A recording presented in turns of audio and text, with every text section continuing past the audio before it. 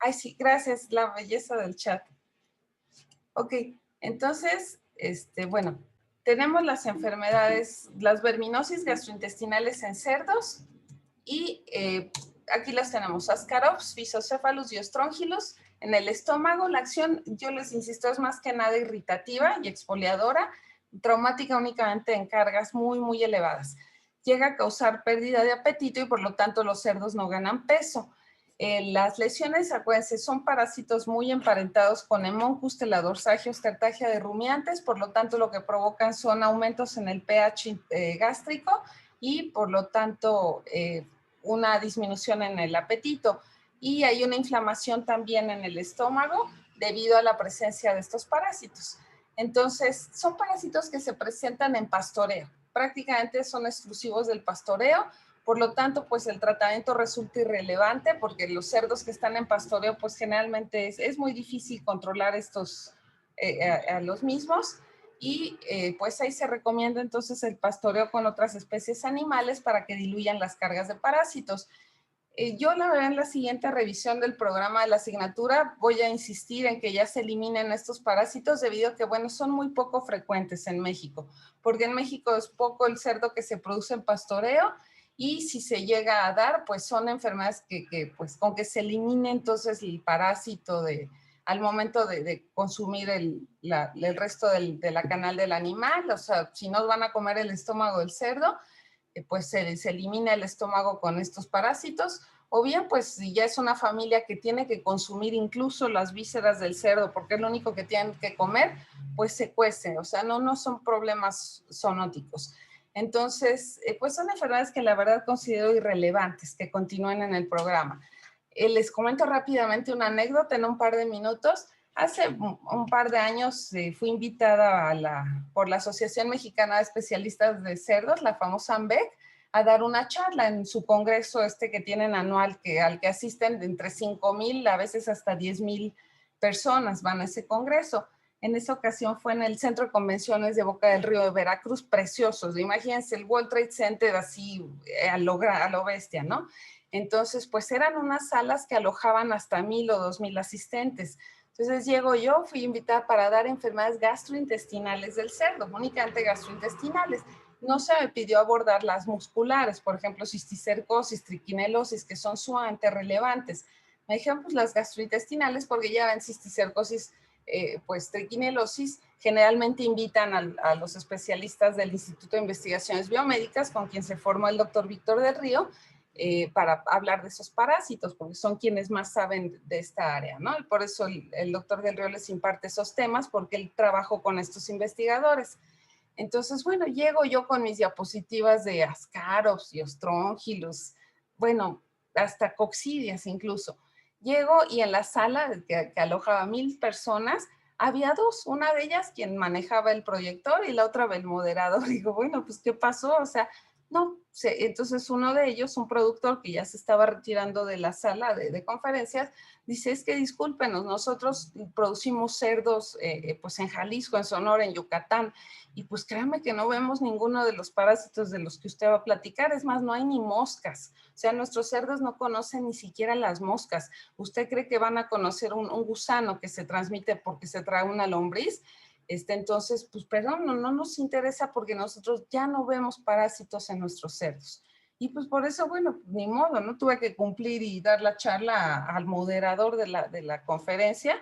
Pero dije, caray, me hubiera ido mejor a la de junto, que era cuestiones de transporte de los animales en las carreteras, ¿no? Si han visto los camiones ahí con los cerdos exponiéndose al sol de 40 grados, dije, pues mejor hubiera yo entrado a eso a ver qué está haciendo la Secretaría de Agricultura al respecto.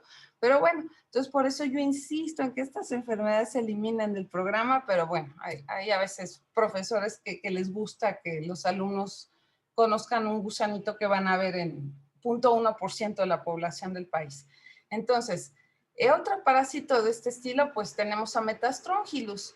Fanurus se transmite por el consumo de lombrices de tierra. Metastrongylus es un gusano pulmonar, llega a causar un poquito de tos en cerdos de 4 a 7 meses.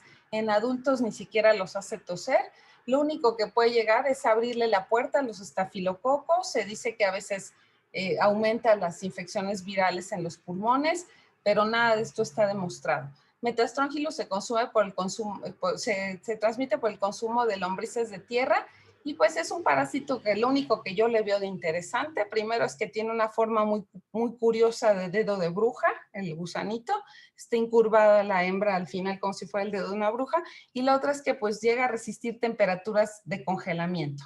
Entonces es un parásito sumamente resistente a la congelación y puede llegar a vivir lo mismo que su hospedero intermediario. Una lombriz de tierra llega a vivir hasta 7 años. Es un parásito que puede vivir 7 años en la lombriz de tierra. Entonces, lo único que le veo interesante de ahí en fuera, pues le causa un poquito de tos a los cerdos. Y se diagnostica con la técnica de Berman o migración larvaria, esta que se hace en los embudos. Este fanuros está en la grasa perirrenal de los cerdos, es decir, está en las vías urinarias y tienen que encontrar el huevo con el análisis de orina. Metastróngilus, si quieren ustedes encontrarlo pues sin hacer un Berman, directamente con una flotación, tienen que usar sulfato de magnesio porque el huevo pesa muchísimo, es un huevo con una cáscara muy, muy densa y si hacen una flotación con sal no flota, tienen que usar sulfato de magnesio.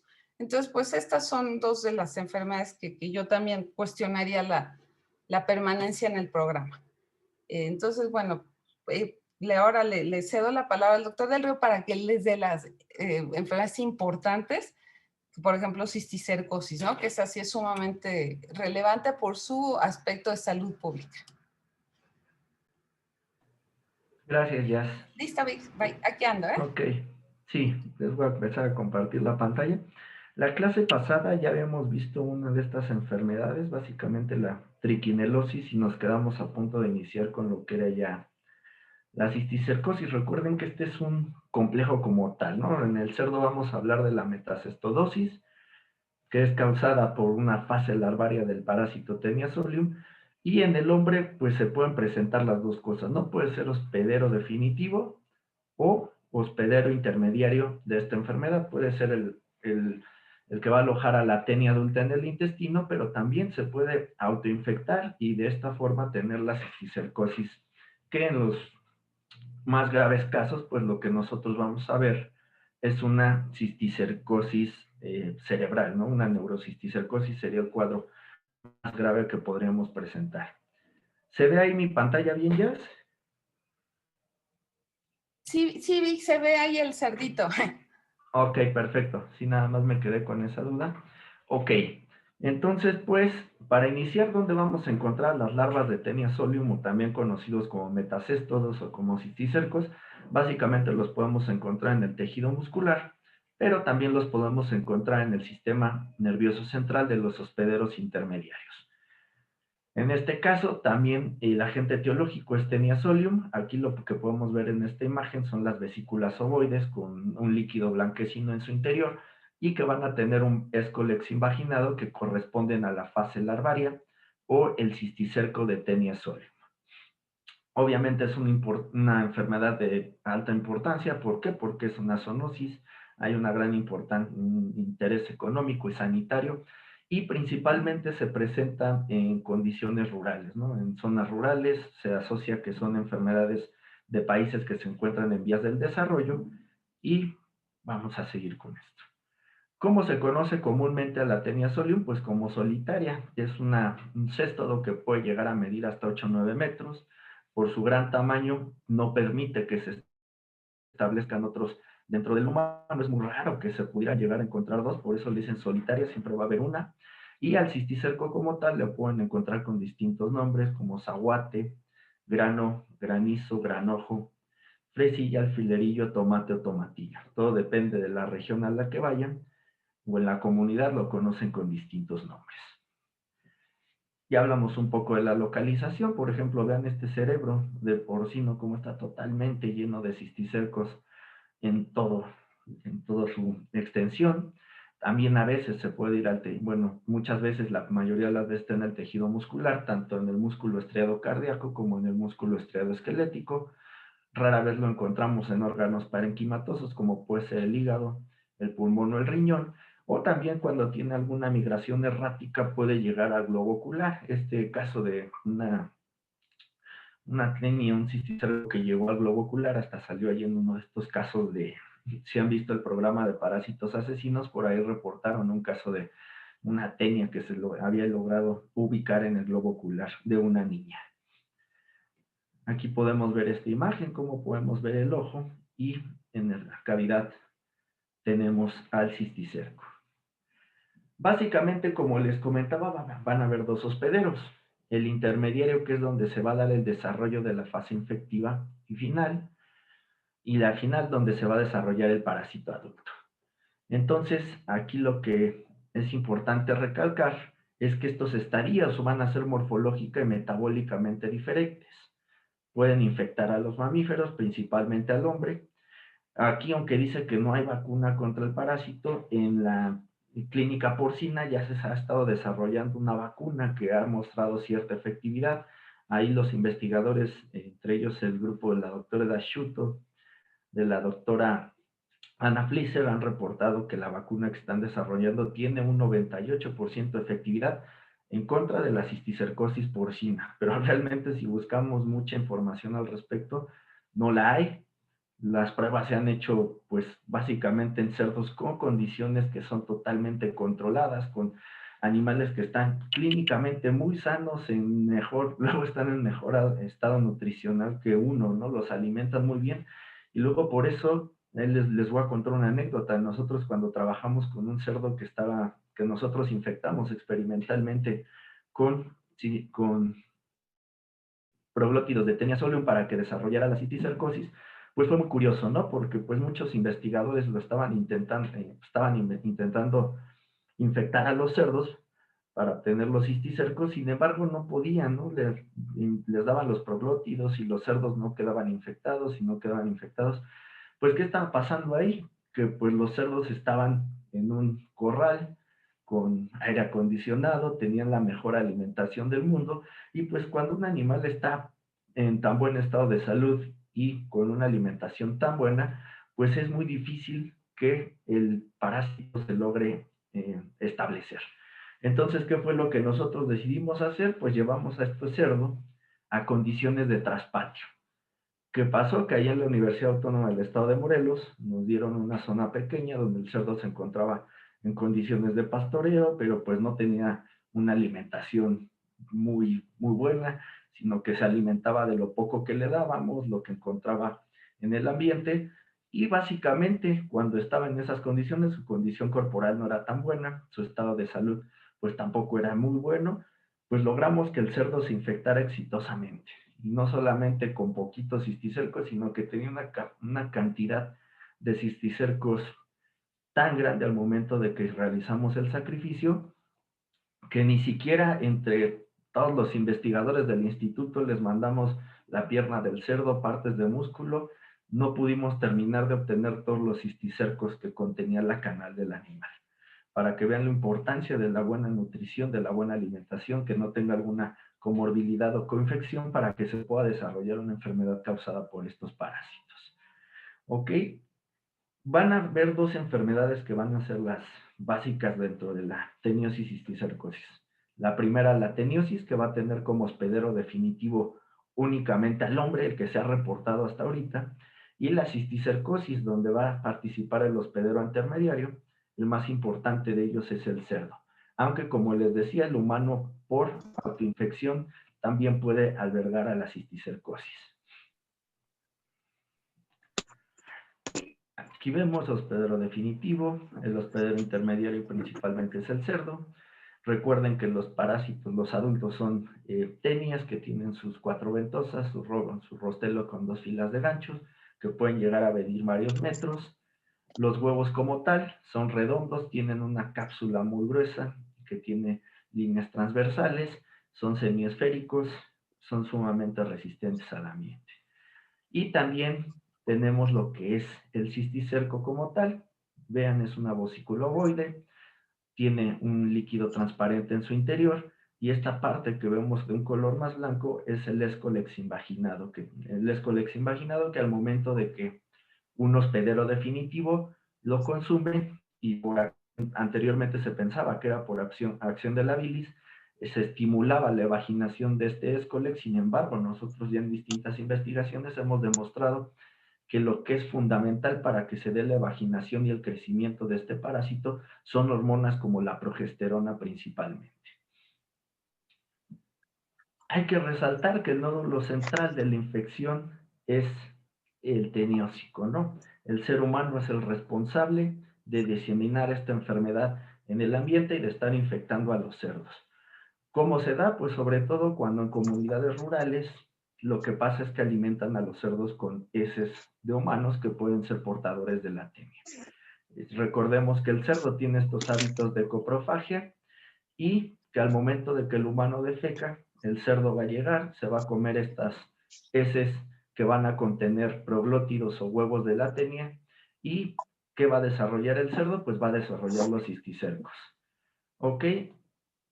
Denme un segundo porque por ahí hay alguien con el micrófono encendido.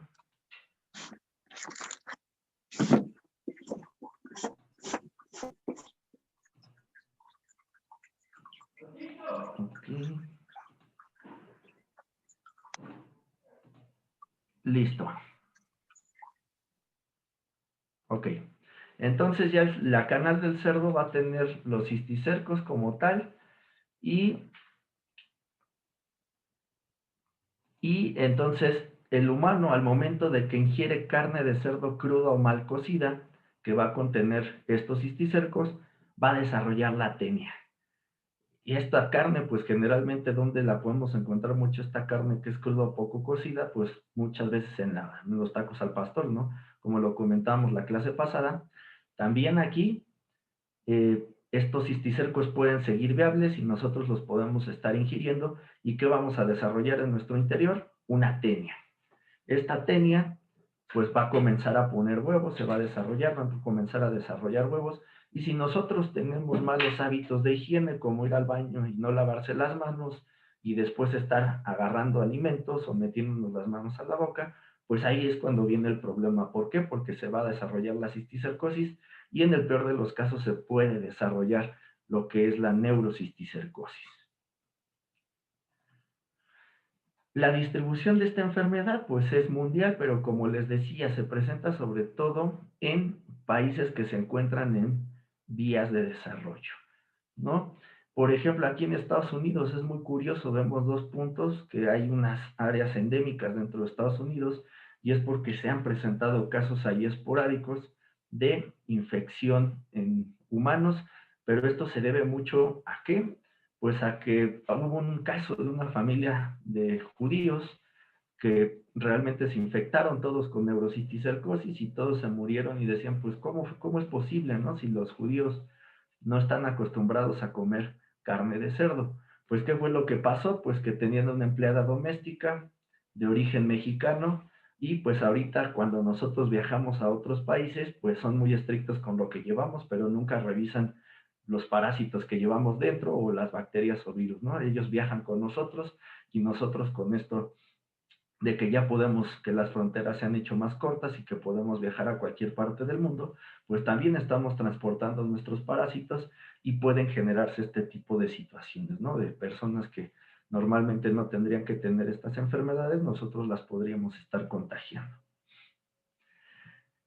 En el caso ya hablando de la cisticercosis porcina, también la frecuencia es mucho más en los países de vías de desarrollo y sobre todo en zonas rurales. Ya veremos ahorita por qué, por algunos hábitos que tienen estas personas en cuanto a la crianza y la alimentación de los cerdos. Los cerdos realmente la sintomatología es muy fácil de observar. Realmente aquí dice, solo en infecciones intensas, yo les puedo decir que cuando nosotros veíamos a la cerdita, era una hembra, se veía clínicamente sana, nosotros hasta nos la llevamos a sacrificar allá en Cuautitlán y estaba clínicamente sana, pero al momento de que nosotros hicimos pues la necropsia para obtener los cisticercos, vimos que tenía completamente llena la canal, la carne, los músculos, el sistema nervioso central de cisticercos y clínicamente se veía sana.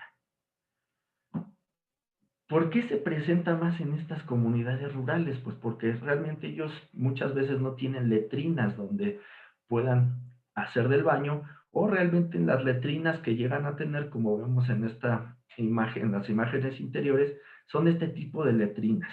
No hay agua como tal, lo que hacen es defecar en esta parte y el cerdo atrás del baño tiene una puerta por donde él entra. Aquí, por ejemplo, vemos el cerdo escucha que abren la puerta del baño y ya está al pendiente ¿para qué? Para alimentarse directamente de las heces del humano. También a veces pueden llegar a defecar cerca de arroyos o riachuelos que estén cerca de la comunidad y pues el agua va a transportar los huevos y los proglótidos de este parásito a grandes distancias. Y si luego tenemos gente que está ahí, que tiene los hábitos de lavar su ropa o de estar ocupando esta agua para consumo, pues se va a poder infectar fácilmente con los huevos y que le dé la cisticercosis. Aquí en esta otra imagen también podemos observar cómo está este niño haciendo del baño y el cerdo ya está esperando a que se vaya para poder comerse esas heces. Aquí vemos cómo otros están comiendo las heces también. Y finalmente en esta imagen son zonas que están destinadas para que toda la gente de una misma comunidad están a las orillas de los pueblos, toda la gente va a defecar a estas partes. Y en estas partes los cerdos ya saben, llegan, se comen el excremento y de esta manera pueden estar desarrollando la cisticercosis porcina. Aquí en este corte podemos ver todos estos puntos blancos, todas estas bolitas, son cisticercos en la canal de un cerdo. Aquí por la zona de las costillas, vean la cantidad de cisticercos que pueden tener. Y así estaba, que nosotros sacrificamos, así estaba deplagado de cisticercos. Además se ha visto que productos como la longaniza también pueden permanecer viables por cierto periodo de tiempo, mientras más va pasando el tiempo se van desecando y ahí sí van a morir. Y sobre todo cuando obtenemos o consumimos carne de lugares donde no sabemos de dónde proviene y que pueden ser provenientes de matanzas domiciliarias, ¿no? Esta carne que no es inspeccionada a nivel de rastro. Muchas veces también en las comunidades esta carne con cisticercos hasta la compra más la gente porque dicen que la carne con cisticercosis, o con cisticercos, perdón, tiene mucho mejor sabor. Dicen que la carne con granillo, tomatillo, la consumen y dicen tiene mejor sabor. Si la cocción de la carne fuera la adecuada, pues no hay tanto problema, pero pues mejor no hay que arriesgarse a consumir este tipo de productos con cisticercos. Vean, puede sobrevivir hasta 3 años en los animales infectados. La mala cocción de la carne, sobre todo cuando hacemos cortes de carne gruesos y que a mucha gente le gusta que sean solamente de 3 término medio o menor, pues todavía puede tener los cisticercos viables en la mitad del corte.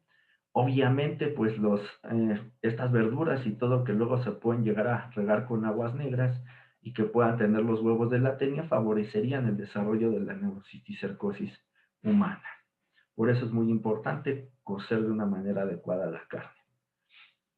La patogenia, pues básicamente cuando estamos hablando de la metacestosis, pues va a haber una acción antigénica, ya que el sistema el sistema endocrino y el inmunológico, porque no solo el inmunológico, sino también el endocrino empiezan a producir distintas sustancias, los más importantes, los antígenos para combatir los antígenos, los anticuerpos para intentar combatir al parásito. Hay una acción traumática del parásito adulto al momento que fija sus ganchos del Escolex en la pared del intestino delgado. También puede haber una acción mecánica por la presión que están ejerciendo estos cisticercos en células adyacentes o en los tejidos adyacentes. Cuando nosotros abrimos la cavidad craneal del cerdo, veíamos que los cisticercos que estaban sobre la superficie del cerebro se secretaban distintas sustancias que hasta el hueso se lo comían, se veía la curvatura, degradaban el hueso y se veía la curvatura con la forma del cisticerco en el hueso, para que el cisticerco crecía y ahí dejaba esa curvatura para que vean el daño que pueden estar causando. ¿Cuál es el diagnóstico y tratamiento para estas dos enfermedades? Pues si estuviéramos hablando de la teniosis humana, pues tendremos que hacer un coproparasitoscópico para buscar los huevos de la tenia. También podríamos hacer una ELISA para ver los anticuerpos, ya si estamos hablando de cualquiera de las dos, de la teniosis y cisticercosis. Y si estuviéramos hablando de una cisticercosis, también podríamos hacer una tomografía para ver la presencia de los cisticercos. Para la teniosis, el tratamiento de elección es el praziquantel, y para la cisticercosis, pues va a depender del estadio en el que se encuentran. Si están en el estadio encefálico agudo, se pueden dar esteroides como la de dexametasona para controlar el proceso inflamatorio, el albendazol o algunos anticonvulsivos, y es que ya se empiezan a presentar convulsiones. Ya si están en estado quístico, se puede dar albendazol o se puede hacer remoción quirúrgica, pero todo va a depender de la zona en la que se encuentra el cisticerco, ¿no? Si están muy embebidos en el tejido del sistema nervioso, pues va a ser muy difícil o imposible su remoción quirúrgica. Cuando ya están parcialmente degenerados, se puede dar albendazol, y ya cuando se degeneró como tal el cisticerco, pues ya nada más es una vesícula ahí calcificada, ya no es viable dar tratamiento, y solamente si hay proceso de convulsiones, pues se tienen que dar anticonvulsivos. En el diagnóstico post-mortem, pues al momento de la necropsia podemos buscar todos los cisticercos en el tejido muscular o en el sistema nervioso central. Para la detección del gusano adulto, pues tenemos que inspeccionar el intestino delgado. Ok, aquí para ver nuevamente lo de los tratamientos, se puede aplicar tanto para el cerdo como para el hospedero definitivo. Aquí hay una tabla, pero de lo más utilizado y el descubrimiento que les habían comentado por ahí, que hizo el doctor Manuel Chavarría, que es un médico veterinario que fue emérito de ahí de la facultad, pues está el praziquantel, ¿no? Como uno de los tratamientos más importantes para la cisticercosis. Ok, vean aquí en esta imagen, podemos ver un cisticerco alojado en el músculo de la lengua.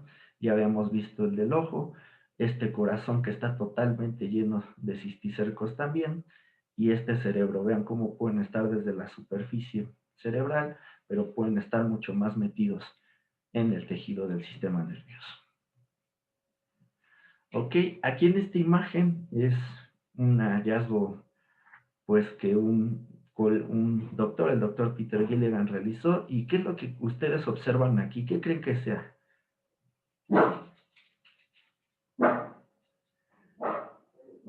¿Alguien por ahí tiene la idea de qué podría ser esto de aquí?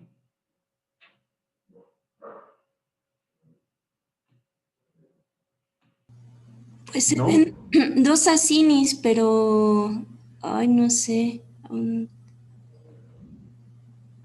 Ok. Vimos muy rápido lo del huevo de Taenia solium. Sin embargo, este es un corte histológico de intestino. Tomaron una biopsia para un análisis de una persona, y lo que ellos pudieron observar en este corte al momento de que lo procesaron y lo tiñeron, son dos huevos de Taenia. Ven, aquí encontraron dos huevos de Taenia, entonces esa persona era positiva a Taenia. Pues no sabemos si a Taenia solium o a Taenia saginata, pero vean cómo en un corte pudieron encontrar los huevos de estos parásitos. ¿Qué medidas de prevención y control podemos tomar para esto? Pues la buena higiene es sumamente importante, que tengamos buenos hábitos de higiene. ¿Por qué? Lavarnos las manos antes de comer, después de ir al baño, es muy importante. Lavar y desinfectar frutas y verduras, sobre todo, todas, ¿no? En general, pero sobre todo aquellas que crecen a nivel de piso y que muchas veces se riegan con aguas negras, pues hay que lavarlas y desinfectarlas de una manera muy adecuada. Se han hecho distintas campañas de educación para la salud. Estas fotos son de las campañas para la salud que se hizo durante una campaña de letrinización. ¿Qué fue lo que se hizo? Pues hablar con las gentes de estas comunidades rurales e indígenas y comentarles de la importancia del uso del excusado. Se les dieron los excusados, pero pues tristemente, meses después de que se regresó a dar seguimiento a este programa, pues lo que encontraron es que las personas ocuparon de esos letrinas que se les había dado como lavatrastes, empezaron a usarlos para lavar trastes, y pues seguían con su hábito de defecación al aire libre. Muchas veces por ahí decía una doctora que es más difícil, ¿no?, hacer este cambio en la mentalidad de las personas que en intentar desarrollar una vacuna, porque es muy, muy difícil intentar y cambiar estos usos y costumbres que ya tienen. Otra cosa sumamente importante es que tenemos que inspeccionar la carne y deshacernos de la que no es, pero pues muchas veces esto tampoco se puede lograr en esas condiciones de poblaciones rurales, ¿no? Ya parece que ellos van a estar desperdiciando un animal, sino lo que hacen pues es cocer bien la carne, aunque pues muchas veces también nosotros vamos, sí encontramos cerdos con cisticercos, pero no encontramos al teniósico. no encontramos a la persona que tiene la tenia que pudiera estar infectando a los cerdos. ¿Por qué creen? ¿Qué hábitos tienen estas personas bueno, no solo ellas, pero que tienen más arraigadas las personas de las comunidades rurales y que pueden ayudarles sobre todo a combatir algunos parásitos del tracto gastrointestinal?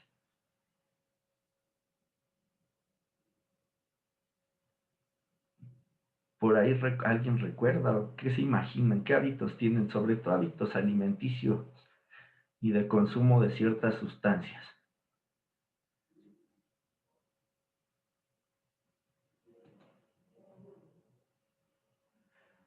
¿No? Ok. Ellos pues consumen muchas de estas hierbas que tienen potentes sustancias contra distintos parásitos, entre ellos, por ejemplo, mencionar el epazote, ¿no? Y este tipo de plantas pues les sirven mucho para poder combatir los parásitos gastrointestinales. Además, tienen otro hábito que es sumamente fuerte y que también es muy bueno para eliminar parásitos del tracto gastrointestinal, como es el consumo de alcohol en exceso. Cuando consumen muchísimo alcohol, pues generalmente pues los parásitos que encontramos en el tracto gastrointestinal no soportan estas condiciones. Otra, y que nosotros decimos, bueno, pues si no está el teniósico, ¿qué otra forma podría estar? ¿De qué otra forma se podrían estar infectando los cerdos, no? Si no tenemos al teniósico que esté ahí, pues lo que nosotros hemos visto es que podrían existir otro tipo de hospederos definitivos que desarrollan la tenia y que no están reportados. Un ejemplo, nosotros infectamos experimentalmente a hámsters con cisticercos de Taenia solium y sí desarrollaron las tenias. Les dimos 5 cisticercos, desarrollaron 5 pequeñas tenias, nunca lograron desarrollar la tenia madura ya con sus proglótidos grávidos.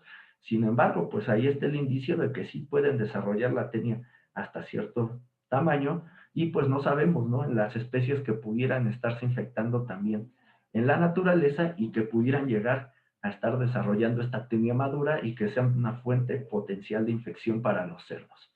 Por eso es sumamente importante considerar que pudieran existir otro tipo de hospederos definitivos. Rápidamente, por aquí también estaba esta parte, ¿no?, de la modificación a la norma oficial mexicana para la prevención y control de la teniosis y cisticercosis. Esta se dio en el 2004 y pues en general, ¿qué es lo que contempla? Pues que nos quede ya bien claro, ¿no? Porque anteriormente se satanizaba mucho al cerdo y al consumo de carne de cerdo por estos tipos de problemas, pero que quede claro que la teniosis es una enfermedad que es exclusiva del humano, que es el que va a ser el responsable de contagiar a los cerdos y va a poder originar la cisticercosis porcina y por autoinfección la cisticercosis humana. Es muy importante ver que la falta de control sanitario de la carne de cerdo y la matanza clandestina son las principales fuentes de brotes de esta enfermedad. El consumo de esta carne en forma semicruda y con cisticercos vivos también van a favorecer que se presente más este tipo de infecciones. Es muy importante esto de la introducción de la infraestructura sanitaria para la eliminación adecuada de las excretas. Ya les hablé por qué no funcionó muy bien esta estrategia, así como las campañas comunitarias de educación extensiva. Esta educación para la salud es muy importante que nosotros la demos, pero pues, como les comentaba, sumamente complicado que nosotros cambiemos los hábitos y costumbres de las personas de comunidades rurales. Entonces, pues ya no es tanto, ¿no?, como que enfocarnos en los adultos, ¿no? Siempre es mucho mejor enfocarnos en las nuevas generaciones. Existe mayor posibilidad de que la gente joven en un futuro pues sí vaya cambiando estos hábitos, ¿no? Ya con los adultos realmente tiende a ser muy complicado. Lo que les comentaba de la vacuna desarrollada por ahí algunos investigadores del Instituto de Investigaciones Biomédicas, es la vacuna TESOL 18, que la registraron a partir del 2016. Vean la efectividad que ellos han reportado y más o menos planean un costo aproximado de 10 a 12 pesos. Sin embargo, lo que yo les comento, pues todo esto ha sido probado en granjas tecnificadas, en granjas pues donde los animales tienen una alimentación muy buena y un estado de salud también bastante bueno. Yo por más que he intentado buscar información acerca de, oye, ya se fueron, yo sé que es muy complicado por la situación de seguridad que vive el país, pero realmente así de, pues ya se fueron a probar la vacuna a comunidades rurales donde sí tienen el problema de la cisticercosis, donde sus animales están pues en un estado de salud no tan bueno, donde la alimentación pues básicamente se hace con desperdicios de alimentos o que sí se les todavía siguen con el hábito de darles las heces o de alimentarlos con heces del humano, pues no he encontrado que realmente lo hayan hecho en esas condiciones para ver si es cierto que realmente se encuentra en un 95% de efectividad. Sin embargo, pues bueno, ahí está el indicio. Esta vacuna pues cada vez la van mejorando, van viendo cómo está funcionando y pues es lo que hay, ¿no? Hasta el momento. Le pedí permiso a la doctora Yasmín nada más para hablarles rápidamente acerca de algunos de los modelos experimentales que nosotros hemos realizado para estudiar sobre todo la biología básica del parásito de Taenia solium y del Cisticerco celulose, pero pues con unas condiciones controladas en el laboratorio, y lo hemos realizado con lo que es la cisticercosis experimental murina, que es ocasionada por el parásito Taenia crassiceps. ¿Por qué? Porque la homología genética es muy similar a la de Taenia solium, y por eso se decidió trabajar con este parásito, además de que este se reproduce por gemación, es una cepa modificada, la cepa ORF se reproduce por gemación, y nosotros lo que hemos intentado dilucidar es la biología básica de este tipo de parásitos. Les voy a hablar rápidamente de esto, obviamente esto no va a venir en su examen ni mucho menos, pero para que vayan más o menos platiquemos de cómo son estos nuevos enfoques en el estudio de las enfermedades parasitarias y sobre todo para conocer la biología básica de los parásitos, que muchas veces se nos olvida y ya nos queremos enfocar rápidamente en el desarrollo de alguna vacuna, etcétera, o algún nuevo tratamiento. Cuando nosotros, bueno, ahí el doctor Morales, yo todavía no entraba a su laboratorio, ni mucho menos, por allá de 1995, 96, que empezaron a trabajar con este parásito, ellos se dieron cuenta de algo muy curioso. Ellos veían que las hembras desarrollaban mucho mayor cantidad de parásitos en la cavidad peritoneal, que las hembras mucho mayor cantidad de parásitos que los machos. En menor tiempo tenían una mayor cantidad de parásitos. Y pues empezaron a preguntar, pues, ¿por qué? Decían, ¿por qué está pasando esto? ¿Por qué las hembras tienen mayor cantidad de parásitos en la cavidad peritoneal que los machos? Pero conforme va pasando el tiempo, el macho pierde esta resistencia inicial y se vuelve susceptible a la infección. ¿Qué está pasando? Pues dijeron, pues lo más importante que hay que ver ahí, pues la diferencia, ¿no? Pues ¿cuál es la diferencia entre machos y hembras? Pues uno de los más importantes, pues son los esteroides sexuales que los caracterizan. Entonces, lo que se hizo aquí, vean, en esta tabla, en el eje de las X tenemos el número de parásitos, en el eje de las Y tenemos distintos grupos experimentales que ahorita les voy a seguir explicando. Aquí están los controles, barras blancas son las hembras, las barras negras son los machos. Lo primero que podemos ver en una simple infección es que las hembras tienen mayor cantidad de parásitos que los machos. El segundo grupo es un grupo que se llama sham, es un control de estrés. ¿Por qué? Porque lo que se hizo fue retirarles las gónadas, hacer gonadectomías, orquiectomía o ovariectomía. ¿Para qué? Para quitar la fuente principal de los esteroides sexuales. Entonces, en el grupo sham, lo único que se hace es hacer la incisión, exponer los testículos o los ovarios, regresarlos a su posición original y posteriormente suturar al ratoncito. Vemos que entonces nuestro control de estrés se comportó igualito que nuestro control. Eso pues es importante, ¿no? Sobre todo cuando van a evaluar respuesta inmune, pues es muy importante que tengan siempre este control. ¿Qué pasa cuando nosotros les quitamos las gónadas tanto a los machos como a las hembras? En los machos aumentan las cargas parasitarias, pero en las hembras disminuyen. Pero lo que vemos es que se empatan completamente, ya no están las fuentes de esteroides sexuales, entonces las cargas parasitarias son las mismas. Ahora, ¿qué pasa si nosotros hacemos lo mismo, quitamos las gónadas, pero les administramos andrógenos? ¿Qué pasa? Aquí está cuando les metemos testosterona o dihidrotestosterona. Vean el efecto que tiene la testosterona y la dihidrotestosterona en las cargas parasitarias. Básicamente, del 100% están eliminando casi completamente al parásito. Y ahora, ¿qué pasa cuando nosotros castramos y le metemos tanto a machos como a hembras estradiol? ¡Fum! Las cargas parasitarias se están yendo para arriba de una manera impresionante. ¿Cómo es que se puede estar llevando a cabo este efecto? Pues una es que se esté regulando la respuesta inmune de una manera que sea permisible para que que el estradiol esté regulando de una manera que sea permisible para el establecimiento y crecimiento del parásito. Y la otra es que el estradiol por algún mecanismo esté actuando sobre el parásito y que favorezca su crecimiento, establecimiento y reproducción. Ahorita lo vamos a ver más adelante, pero bueno, la primera pregunta es ¿por qué se pierde la resistencia inicial del macho a esta infección? En estas gráficas podemos ver del lado izquierdo los machos, del lado derecho las hembras, primeramente las cargas parasitarias, en la parte del medio los niveles de estradiol y hasta abajo los niveles de testosterona. Obviamente los normales son aquellos que pues no se les metieron parásitos, solamente se les inyectó solución salina. Y los de negra, las bolitas negras son los parasitados. Entonces aquí estamos viendo cómo en las hembras es mucho mayor la carga parasitaria que en los machos, pero conforme va pasando el tiempo, en los machos también van aumentando estas cargas. Aquí a las 16 semanas, pues ya teníamos que ya tenían aproximadamente 10,000 parásitos, pero aquí lo curioso es esto. Vean en la gráfica del estradiol, normalmente los niveles de estradiol en un macho pues son bajos, en un macho que no está parasitado y en un macho que control pues son bajos los niveles de estradiol. Y vean qué pasa cuando tienen estradiol. Aumentan los niveles de estradiol en los machos. En las hembras pues sí son elevados y tienen picos dependiendo de la fase de su ciclo estral, pero en los machos generalmente son bajos.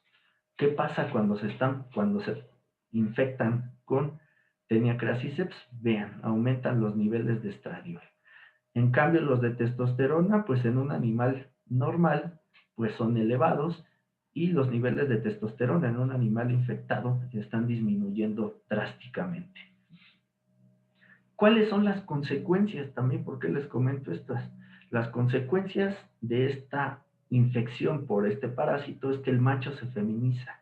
El macho empieza a tener atrofia gonadal, tiene pérdida de la conducta sexual, primeramente la conducta de eyaculación, luego la de intromisión y finalmente ya ni siquiera quiere montar a las hembras. También tiene una pérdida de la conducta de oída y dominancia. Además, las hembras también tienen una pérdida total de los ciclos estrales normales. Imagínense esto, ¿no? Muchas veces no lo vemos repercutido y nunca pensamos que un parásito, a menos que lo encontremos en el tracto geniturinario, pudiera estar causando unas alteraciones en los parámetros reproductivos. Y pues obviamente, pues si nosotros tenemos este tipo de problemas en una explotación y que sean causados por un parásito, pues no es nada recomendable. ¿Por qué? Porque pues obviamente imagínense que se alarguen los intervalos entre partos y que el macho ya no esté montando a las hembras de forma adecuada, pues todo eso va a implicar gastos en mayor alimentación, mayor tiempo de permanencia en la granja, etcétera, etcétera. Pero aquí lo importante es no como nunca, o no sé si ustedes ya lo habían pensado, cómo un parásito pudiera estar alterando esto, que a fin de cuentas se va a ver repercutido como pérdidas económicas. Ahora, si nosotros inhibimos esta enzima, la P450 aromatasa, que es la responsable de transformar los andrógenos en estrógenos, pues ¿qué es lo que vemos? Este fadrozol va a inhibir a esta P450 aromatasa y lo que va a pasar es que va a disminuir las cargas parasitarias, además de que va a inhibir o evitar que bajen los niveles de testosterona y de hidrotestosterona durante la infección crónica. Además, también va a impedir que los niveles de estradiol aumenten durante la infección crónica. No se va a estar dando lo de la feminización del macho. ¿Cómo es que pasa esto? Pues básicamente aquí lo vemos, el fadrozol está inhibiendo a esta enzima, a la P450 aromatasa, y no se está transformando la testosterona en estradiol. ¿Y por qué veíamos que en la infección crónica se estaba transformando esta testosterona en estradiol? Porque hay una citosina sumamente importante que se produce muchísimo cuando está la infección con este parásito, la cual es la interleucina 6. Esta interleucina 6 estimula a la P450 aromatasa y está llevando a que esta testosterona que tienen los machos normalmente se transforme en estradiol. ¿Ok? Y lo que vemos es que cuando el fadrozol inhiba esta, pues las cargas parasitarias disminuyen. Entonces estamos viendo que el estradiol tiene un papel fundamental en el establecimiento de esta infección. Esto es para ver lo de las citocinas nuevamente, cómo pueden estar regulando los niveles de esta interleucina 6 que vimos que es tan importante. Si hay mucha interleucina 6, se está dando esta conversión de andrógenos a estrógenos, pero cuando nosotros ponemos el fadrozol, bajamos el nivel de interleucina 6, tanto a nivel sérico como a nivel del mensajero, etcétera, etcétera. Entonces, como resumen, vean, la infección crónica va a generar un aumento de interleucina 6, la cual va a estimular positivamente a la P450 aromatasa, generando que la testosterona se esté transformando en estradiol. El estradiol no es tema de esta conversación, pero también el estradiol puede regular la respuesta inmunitaria y puede ser una polarización de la respuesta inmune, o puede estar actuando directamente, ahorita vamos a ver cómo puede estar actuando directamente sobre el crecimiento y la reproducción de estos cisticercos. Así que de esa forma, las hormonas pueden estar regulando tanto la respuesta inmunitaria, pero también pueden estar actuando directamente sobre el parásito para regular sus funciones biológicas. Ahora vamos a ver esto de cómo podemos ver lo de las funciones biológicas del cisticerco como tal.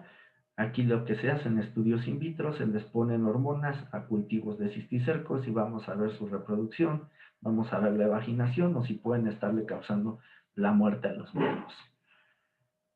En este de Taenia crassiceps vemos el número de gemas, en la línea rosa podemos ver cómo la progesterona, la línea roja, perdón, rosa es el estradiol y la roja es la progesterona.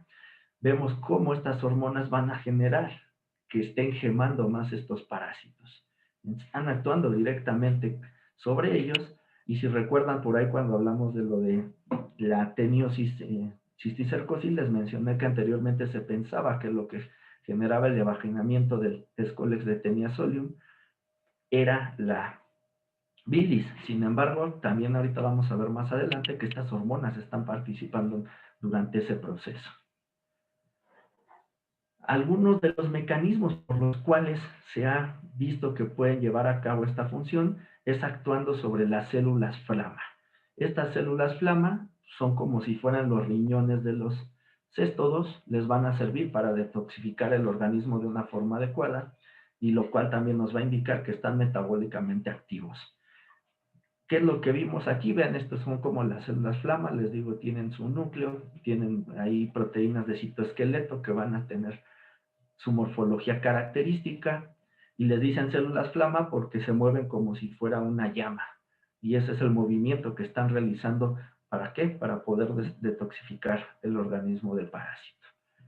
Aquí en estas imágenes vemos cómo está su estructura. Cuando les ponen estradiol aumenta la expresión de las mismas, cuando hay progesterona igual, cuando hay testosterona y dihidrotestosterona vemos que el ensamblaje de estas proteínas de citoesqueleto no es el adecuado, lo cual nos podría estar hablando a lo mejor de un mal o pobre funcionamiento de las mismas.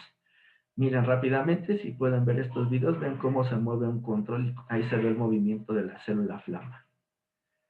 También célula flamígera le dicen. Cuando nosotros estimulamos estas con estradiol, vean, su movimiento es bastante adecuado, está metabólicamente activa. Ahora, ¿qué pasa cuando le ponemos progesterona? Vean, el movimiento es mucho más rápido, ahí se ve mucho más cómo es el movimiento de como si fuera una flama. Ahora, ¿qué pasa cuando le ponemos testosterona? Vean el movimiento, es totalmente anormal, ¿no? No se mueve correctamente, sino que parece que está vibrando más que otra cosa, lo que nos podría hablar de un mal funcionamiento. Y cuando le ponemos DHT, el movimiento es muy corto, muy reducido. Entonces esto nos podría dar una indicación que el estradiol y la progesterona sí están actuando, activando estas células y teniendo un mejor funcionamiento, y la testosterona y la DHT tienen un efecto perjudicial en el funcionamiento de estas células. Perdón, me saco esto. Ok. Ok. Listo. Ahora, ¿qué pasa en el parásito de importancia humana? Ahora sí pasamos a hablar a lo que es Taenia solium. En este de Taenia solium, lo que les decía, nosotros infectamos a hámsters con 5 cisticercos de Taenia solium. Estos desarrollaron las tenias. Posteriormente, al momento de que hicimos el sacrificio, obtuvimos estas pequeñas tenias y las pusimos en cajas de cultivo. Estas cajas de cultivo también les pusimos al control, pues le pusimos bilis. A la línea amarilla también es al que le pusimos progesterona, y la línea verde es al que le pusimos estradiol. Y posteriormente pasaron los días y íbamos midiendo su tamaño. Vean el efecto que tiene la progesterona en el desarrollo de Taenia solium. Es impresionante el crecimiento que hubo en estos parásitos cuando se les administró progesterona. Aquí está el control. El que decían es que la bilis sirve para también que crezca el parásito. Pues no. Vean, el que realmente importó es la progesterona. ¿Por qué mecanismo nosotros planteamos que la progesterona está llevando a cabo este efecto? Pues nosotros lo planteamos que es un componente membranal para captar hormonas. ¿A qué me refiero con un componente membranal? A que no es un receptor específico para progesterona. Nosotros le pusimos PGRMC2, que pues en inglés, ya al español sería el componente membranal del receptor de progesterona tipo 2, que encontramos en el tejido subtegumental de estos cisticercos. Este componente membranal no solamente va a unir a la progesterona, sino que por estudios de docking y de modelado tridimensional, vimos que puede unir a distintas hormonas con distinta afinidad, y cada una de ellas va a desencadenar distintas respuestas dependiendo de la hormona y de la concentración a la que se encuentre. Entonces, pues esto va más acorde a la definición de lo que es un parásito. Un parásito, ¿para qué va a querer tener un receptor específico para cada una de las hormonas o factores de crecimiento que está produciendo el hospedero, si pueden tener uno o algunos cuantos que puedan captar distintos y con eso poder llevar a cabo sus distintas funciones? Aquí en esta imagen vean el control que tenía bilis, cómo apenas va haciendo lo de la evaginación del escolex. El de estradiol ya evaginó y ya está creciendo un poco más el parásito, pero vean al que se le puso progesterona. Evaginó a una mayor velocidad y está creciendo mucho más. En cambio, al que se le puso testosterona prácticamente mató al cisticerco, y el de DHT no se estaba permitiendo que se diera la evaginación del escolex del parásito. En este video se puede ver al control a comparación del de progesterona al mismo tiempo de que se empezaron a dar los tratamientos. Vean, el tamaño es mucho, 3, 4 veces mayor el que se estimuló con progesterona, además de que el movimiento también está más activo del parásito. Como conclusiones nada más, pues el estradiol y la progesterona van a estimular directamente la reproducción de Taenia crassiceps, que es el modelo experimental. La testosterona y la DHT la van a inhibir. Los mecanismos por los cuales se producen estos efectos son medidos por las proteínas de citoesqueleto, y mediante la inhibición de la formación de las células flama no se están ensamblando de manera adecuada, el parásito no se está detoxificando de una manera adecuada, y por lo cual pues está muriendo, sobre todo con testosterona y dihidrotestosterona. Y finalmente la progesterona va a estimular directamente la evaginación y el crecimiento de Taenia solium mediante la unión a este componente membranal que tienen los parásitos, los éstodos. Finalmente, nosotros podemos aplicar este conocimiento básico, esto que se generó como conocimiento básico, ciencia básica, ¿no? Porque ahí dicen la ciencia básica, la ciencia aplicada. Pues yo lo que considero es que existen las aplicaciones de la ciencia. Nosotros estamos conociendo la biología básica de los parásitos y estamos viendo que las hormonas son importantes para su crecimiento y desarrollo en algunos casos. Pues vamos a usar estos productos como el tamoxifen, el R486 y el H22, son bloqueadores del receptor de estrógenos. El tamoxifen se daba anteriormente en la clínica de cáncer para bloquear los receptores, sobre todo en el cáncer de mama, y pues a esto que nosotros llamamos nuevo uso a viejos fármacos, es fármacos que tenían otro uso, que ya no se ocupan normalmente para esas enfermedades, nosotros los podríamos usar para algunas infecciones parasitarias que fueran sumamente importantes. Aquí en la tabla, vean nuevamente, vemos el número de parásitos, tanto en machos, lo mismo que hemos estado viendo, más en hembras que en machos. ¿Qué pasa cuando ponemos todos estos que son los receptores del receptor de estrógenos o el fadrozol que inhibe la P450 aromatasa? Se bloquea totalmente la reproducción del parásito. El número de parásitos prácticamente es menos de 20, algo sumamente importante que ni siquiera con los estudios que han probado la vacuna contra cisticercosis se ha visto este efecto. ¿Cuál es el problema?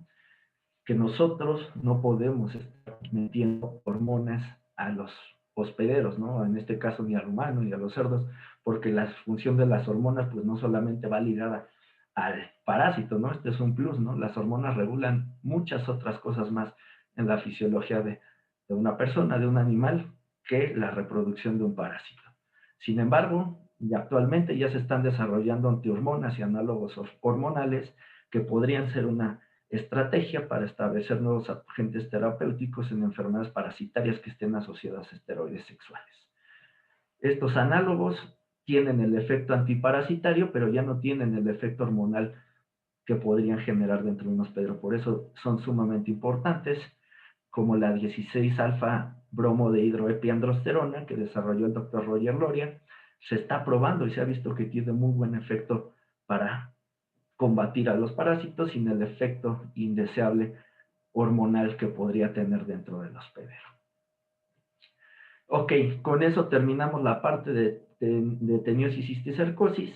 Ya solamente rápidamente les voy a dar la parte de artrópodos y sobre todo lo de la infestación por piojos, y ya le terminará con lo de sarnas. Recuerden que esto ya lo vimos en la unidad 1. La primera enfermedad que vamos a ver es la hematopinosis, que es una infestación por piojos del género Hematopinus. Va a afectar a los cerdos que habitan en explotaciones de traspatios cerradas, sobre todo, que van a tener deficiencias de higiene y de manejo. Hematopinus, pues ya lo hemos visto. Recuerden que el ciclo biológico de estos parásitos es incompleto, no tiene una metamorfosis completa, además de que son sumamente específicos de especie, o sea que solamente las van a estar teniendo los propios cerdos, no se van a infectar ni el hombre ni ningún otro animal. Y recuerden que tiene su fase de huevo, luego sus 3 estadios ninfales y finalmente su estadio adulto. ¿Qué patogenia van a tener? Van a tener estos anópluros que son como hematopinos, tienen una acción exfoliatriz de tipo hematófago, una acción traumática por la picadura que ejercen en la piel al momento de que se están alimentando.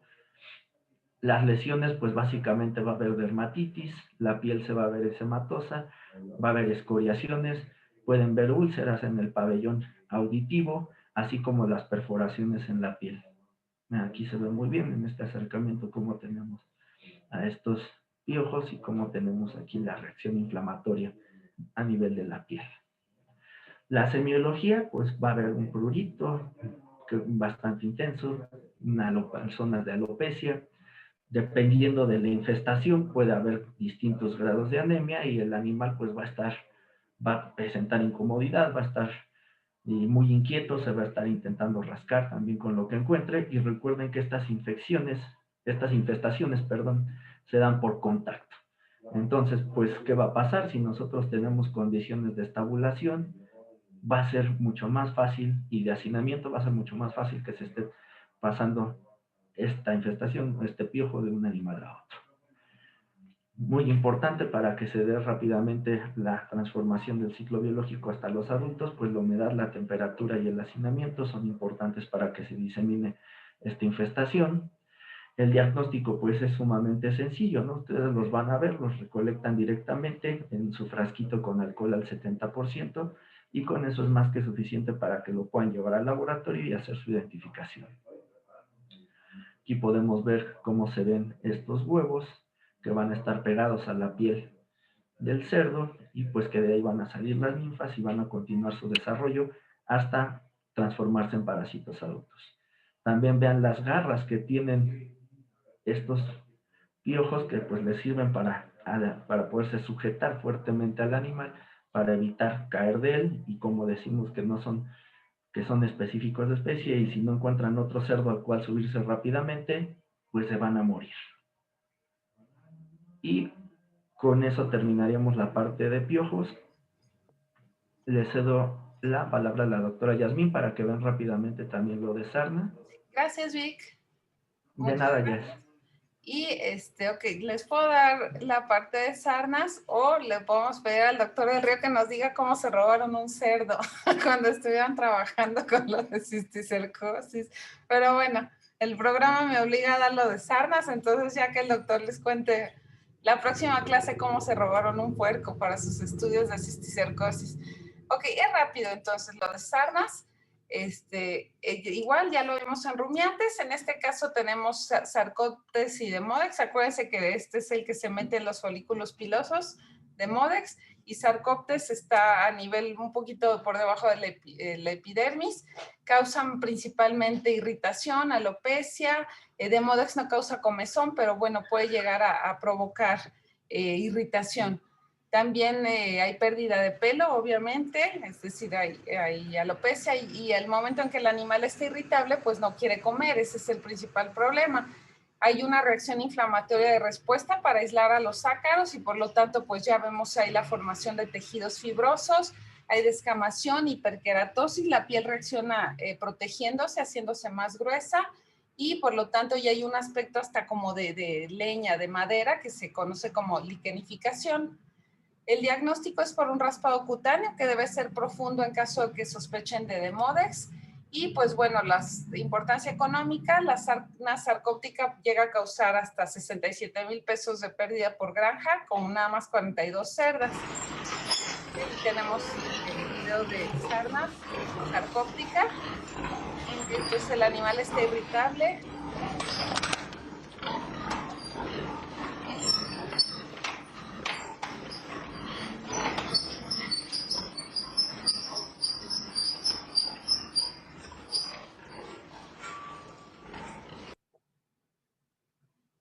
Entonces, bueno, ahí vemos, ¿no? Que principalmente es la irritación y ese animal pues no quiere ni siquiera comer, en lo que todos los demás cerdos están comiendo, ese animal quiere quitarse la irritación, la comezón. Ok, entonces, muy bien, tenemos el tratamiento, en este caso pues yo elegiría los piretroides, hipermetrina, deltametrina, las amidinas son muy, muy buenas contra los ácaros también, son un poquito a veces más costosas, pero bueno, los piretroides tienen muy buena eficacia. Y órganos fosforados, la verdad no vale la pena, son demasiado tóxicos y también se pueden usar las ivermectinas. Control, higiene de las instalaciones y pues si ven que hay animales con los síntomas, los signos que vimos hace un momento, pues darles un tratamiento y aislarlos porque es muy contagiosa esta enfermedad, sobre todo la sarna sarcóptica. Ahora sí ya terminamos. Bueno, pues perfecto. Si tienen preguntas, estamos atentos. ¿Quieren que les cuente lo de la historia del cerdo? Sí, cuéntalo. Tenemos 8 minutos para ver cómo robó un cerdo, pero lo voy a quitar de la grabación para que los que lo vean por YouTube se pierdan la anécdota.